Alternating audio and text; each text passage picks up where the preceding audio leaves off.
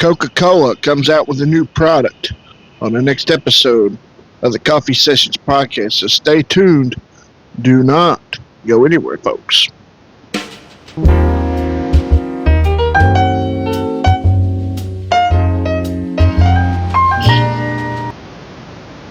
Hello. Welcome to another episode of the Coffee Sessions podcast. I am, of course, your humble host, Stephen H. Davidson. It is 7:17 p.m. on August 9th, 2025, as I record this. It is a semi-cool but humid 72 degrees Fahrenheit or 22 degrees Celsius here in Southwest Virginia. I've got me an ice cold Coca-Cola Zero in my tumbler here that I purchased from Circle K. Cheers.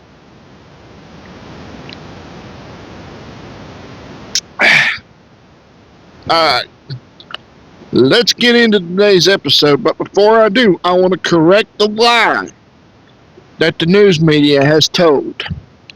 Coca-Cola is only creating a new product.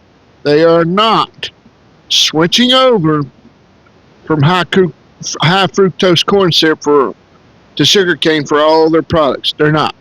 That Coca-Cola is still going to be available along with Diet Coke.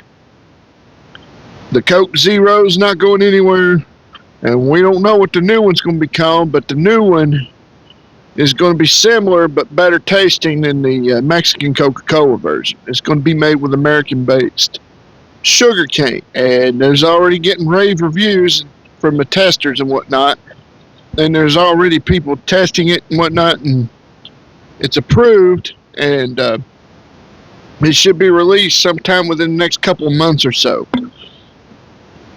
They're finished developing the product. They're trying to figure out the name for it at the moment, and they're also trying to figure out what kind of bottle to use as well. But everything else is done, and it should be out within the next couple of months or so, give or take. They're still putting the final touches on the final product, but yeah, as far as the actual product itself, it's done. So, and I don't know what it's going to be called exactly. I need to do more research as this develops, but the media is full of BS. And no, it's not going to fail because, like I said, people has already given it rave reviews and said it tastes 10 times better than the regular Coke, and it tastes even better than the Mexican Coca-Cola, if that's possible. And so this is a little bit of a throwback, if you will, from the 1960s and 70s. And Trump had a little bit to do with it, but not much. He had influence on it, but they'd already been looking into it long before he got into office and doing the research and development. And Robert F. Kennedy Jr. is also involved with it a little bit. But he was, yeah, you'll see a clip on here or two. But I pretty much, if you're going to be a health nut and you still want Coca-Cola, go with the Coke Zero, baby. I promise you won't tell it between it and the standard Coca-Cola. Guaranteed. I can't.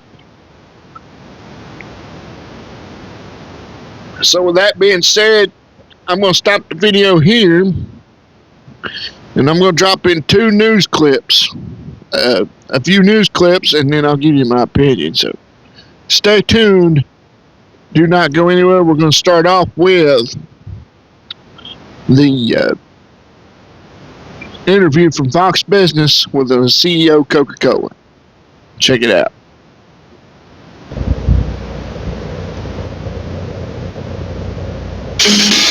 Fox Business Alert, it's cane-firmed.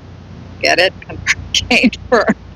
Coca-Cola announcing that starting this fall, it will introduce a new line of its trademark cola products sweetened with U.S. cane sugar versus corn syrup. The unveiling comes after President Trump just posted on Truth Social last week that the beverage maker had agreed to start using cane sugar in its Coke drinks sold in the U.S. Joining me now live, Coca-Cola Chairman and CEO James Quincy. James, this launch could be bigger than the iPhone 17 or the Foldable or something like that. I mean, it's a brand new line. It is not a revamp of the current recipe. How long has the idea been in the works to bring back cane sugar sweetened Coke to the U.S.? Well, it's one of those ideas that's been bouncing around for a time, but it's not really taken shape and form until we got into this year and actually said, you know what, maybe the idea it's one of those ideas whose time has come. So we've been working on it during the year, and as we announced, we're coming in the fall, so we're almost there. I loved your pun on cane firm, by the way. That was good. My team and I came up with that this morning for our banner, cane firm. But when you say it's almost there, so you've been creating, and are you now at the testing phase of the recipe? Well, I thought you might ask. So I brought this. I brought a prop. Okay. This is from the pilot run in the plant. So this is a real bottle with the real product, sweet my cane sugar. So we're at the stage of doing test runs in the manufacturing. So you can tell from that we're right at the last stages of scaling up for industrial scale production. Because of course we've got to produce a lot of bottles and put it all together and package it up. So we're just in the process now of creating the industrial scaling plan, and so the commercial launch will be out there in the fall. So it's almost there. It'll be great fun to launch. When you say almost there and fall, is that late September, early October, mid-October? Well, the industrial engineers would never let me set a firm date at this stage. They need to make sure that it scales up. But we're definitely in the fall. It'll definitely be fun at the launch. So we're almost there, and we're just kind of trying to iron out the last details. Okay, now I need to know perhaps one of the most important details. What's it going to be called?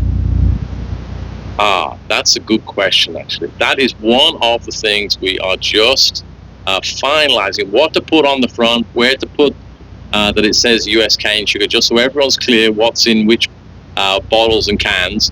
So there are a couple of details that are left to be I's to be dotted, T's to be crossed, if you let me put it away. So the final name will be part of the It may end up being just original taste, and then just say underneath US cane sugar, although marketing is trying to get more creative. We will have to wait and see in these last few weeks.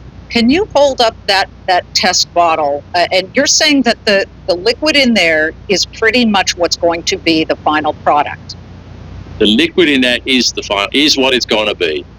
The only thing we're finalizing is the exact labeling and what it says, but the liquid itself is what it's going to be. So that gives you a sense that we're very close. Okay, so I asked my Twitter followers, because I got some smart ones, if they could come up with some names, and here's what some of them like. Some just said, name it Coca-Cola.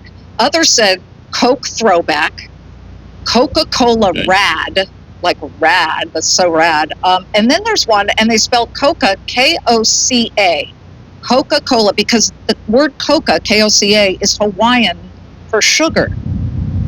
Is that right? Yeah. That I did not know. Neither did I. That's an interesting. Man, I hope they're right. You never know on Twitter. Yeah, well, I might have to check it before I use it. But actually, I quite like the Coca-Cola. I mean, it's got a certain simplicity about it. But we'll let the marketing team do the run around the lap, and then we'll see what they end up with. Yeah, I get it. But when we need to know too.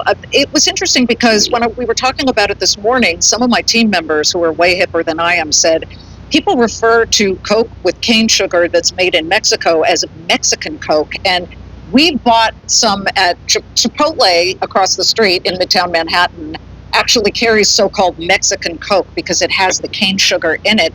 Have you found that people much prefer the cane sugar taste, and what does that mean for the high fructose fans? Well, the Mexican Coke, as you call it, actually does come from Mexico. We've been importing it for a number of years, and I think really, actually, I mean, it's got a much more heritage shape to the bottle. It's a glass bottle. It's a heritage shape. I think it's got a more retro look. And then, obviously, when it first came to the US, it tended to be with people of Hispanic origin. Then it got kind of trendy as well. And so there's a tremendous mythology that's been created around what is it sweetened with. Actually, part of the mythology also wraps in what containers it in. Some people like the glass bottle. Some people like the can. Some people like it poured in the glass, lots of ice, little ice. So everyone's got their version of which is the best Coke, which is, in a way, part of the magic of the brand, that you can engage in such an intense debate about something where the liquid is basically the same. But I don't want to unpack the mythology too much. Listen, the fact is that that people perceive that cane sugar is healthier. We have Health and Human Services Director RFK Jr. saying that he wants all kinds of dyes taken out of foods and we want more natural products. But I'm just interested to know how you're going to source this, because right now the United States produces less cane sugar than you guys probably need to create enough of a product for the United States. So have you been in contact with, and I'm just thinking because I've covered the sugar industry, Florida Crystals, which is owned by Pepe Fanjul of the Dominican Republic, and they manufacture here. Are you already trying to work with suppliers to ramp up their potential to supply you guys? We absolutely, we've worked with the US-based suppliers of the cane sugar firstly to make sure we've got enough cane sugar to support the launch, not just this year but going into next year. And you know, as this grows, and actually it's not the first product we've used with cane sugar in the US. We have a number of our ready-to-drink teas, some of our lemonades, some of our coffee drinks, vitamin water. So there's a number of drinks where it's already got cane sugar in. So we've been offering the consumers more choice, and certainly our experience in life is if there's pull from the consumer, the supply chain, not just us, but all the way back down into agriculture, will bring to the market enough supply to keep it all going. So we think if it works for the consumer, it'll work for everyone. You came out with earnings, and you had some nice metrics. And then, of course, you look at some of the other metrics when it comes to sodas, etc. It's kind of flat. And then you see some increase, certainly in Coke Zero, which has become hugely popular. I'm very interested to know, when you model for this, well, retro version of Coke. I like Coke Retro, but it's not really retro, but Coke Retro. Heritage? Okay, yes, it's very, very chic to say heritage. Whatever it is, have you modeled for the fact that per pound, and I know that people say, well, corn syrup is actually in gallons, but it actually is denominated in both pounds and gallons, that it's less expensive than cane sugar. So will cane sugar usage impact your bottom line in the future? It is true that in the US market, cane sugar is more expensive than the corn syrup for a whole variety of reasons.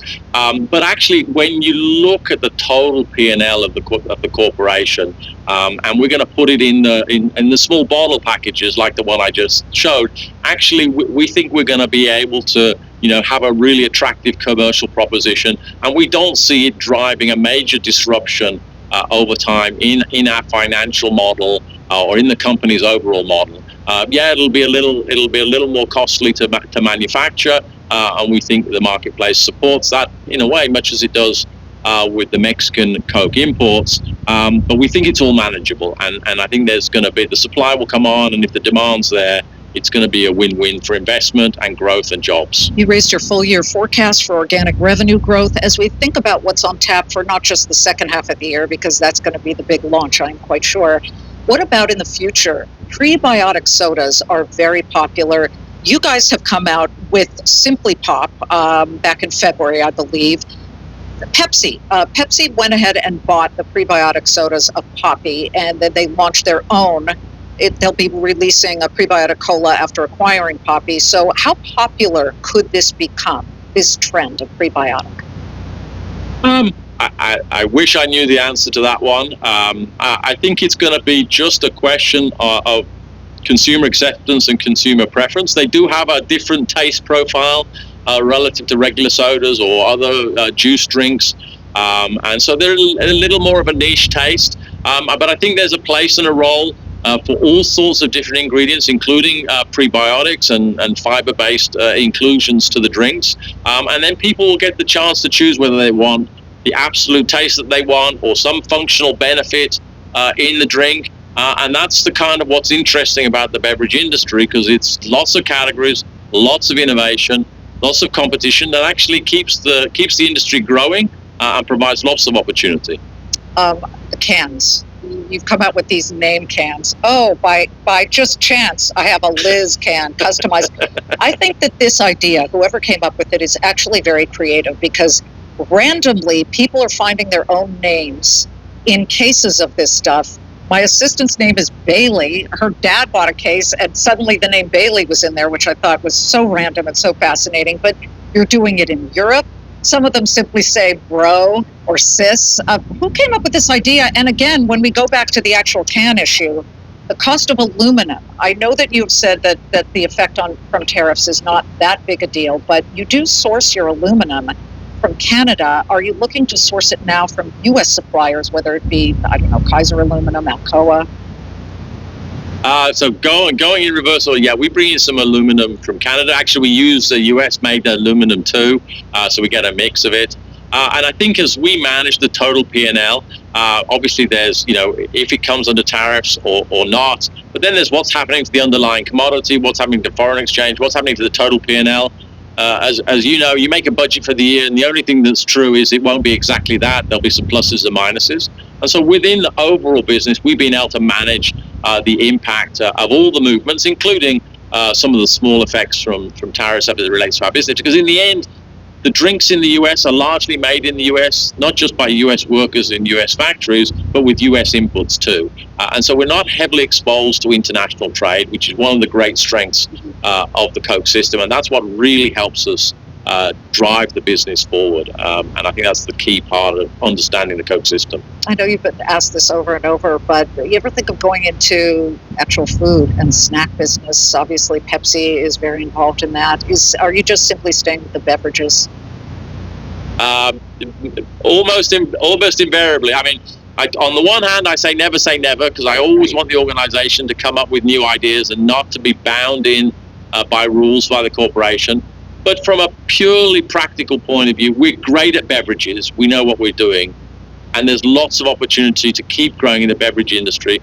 Why would I go and do something that I don't know anything about? I think I've got lots of room left to go in the beverage industry. And if you want a bit of Coke history, in the 70s, coming out of the 70s, in various moments of our history, we've kind of concluded maybe there isn't growth in the beverages and gone off and did other things. And in the 70s, we bought Columbia Pictures, we had Sterling Vineyards, we had shrimp farms, all sorts of exotic things. And then we realized there was a lot more growth in the beverage industry, and we sold them all, and we had 20 years of success by focusing on beverages. So beverages are the great business. We're going to stick to our knitting. Okay, yeah. Shrimp, whose idea was that? James, it's great to have you. We thank you very much. And as we say, what you think the name might be, could be, he said, Original Taste. Possible. That's long on the label, though. That's long. It's a long thing. It's long. Okay. We'll see. Okay. You'll find out soon. Let's see. And please come back. It's not exactly new Coke, but it's new to the U.S. Coca-Cola made with American cane sugar instead of high fructose corn syrup. Coming soon. We give people more choice and more ways to enjoy the Coca-Cola brand. And enjoying this choice, the country's highest profile cola connoisseur, President Trump, who famously has a Diet Coke button on his desk in the Oval Office, and who reportedly peppered the head of Coca-Cola about why the company didn't use cane sugar, according to a new book. The president previewing Coca-Cola's announcement Wednesday. It's just better, he posted. And on that, plenty of agreement. Oh my gosh. This is 10,000 times better. It's way more fresh and it has more flavor. Coca-Cola already uses cane sugar in its Mexican version, but high fructose corn syrup in what you usually find here in the U.S. This version isn't going anywhere, but the new product they're adding will feature only American cane sugar. The push now appears to revolve around the president's MAHA movement, Make America Healthy Again, led by his health secretary, Robert F. Kennedy Jr., who's long favored the switch to cane sugar. High fructose corn syrup, that is poison. If you're going to drink Coca-Cola, drink a Mexican Coke, because they don't have it in it. But ounce for ounce, both versions are roughly the same number of calories and the same amount of sugar. In a standard bottle, about as much as you'll find in 2.5 full-size chocolate bars. There's no health benefits for substituting cane sugar with high fructose corn syrup. I think the biggest difference may be in taste. And to some customers, that's pretty sweet. Hallie Jackson, NBC News. We thank you. Okay, I am back for now for a moment or two, and you heard it from the CEO's lips himself. He is not, and they are not going to, they're not going to be taking the high fructose corn syrup Coca-Cola version away anytime soon. It's going to stay put. That's just all there is to it. And I don't know what the future holds for that part anyway, but the Coke Zero brand is very delicious to me, and it has neither cane sugar and it has stevia extract instead of corn syrup or sugar cane. So, and that's far more healthier for you. That simulates the taste of sugar than the other two are. So yeah. And as far as NBC goes and whatnot, and the testers, they can't tell. You can tell the difference between regular Coca-Cola and sugar cane Coca-Cola. Big time. The sugar cane's a lot easier to drink than the high fructose corn syrup version is. It doesn't have an ultra sweet, harsh bite to it. The sugar cane version is a lot more smoother and easier to drink than the standard version is, by tenfold easy. Way better for you. It's a natural ingredient, and it's just all around a better flavor too. I used to love Mexican Coca-Colas before I got classified as a diabetic, and I switched to Coke Zero. So I still like to have one on occasion, once in a while, for a treat. But yeah, the Coke Zeros, but that's me, period. And Donald Trump enjoys the Diet Coke version, and I don't know what Robert F. Kennedy drinks. I don't think he drinks any of that, to be honest with you. But yeah, to me, the Coke Zero is the best if you're going to be healthy out of all versions.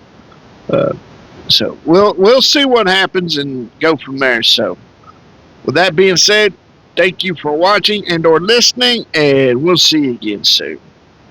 Take care and God bless. Later.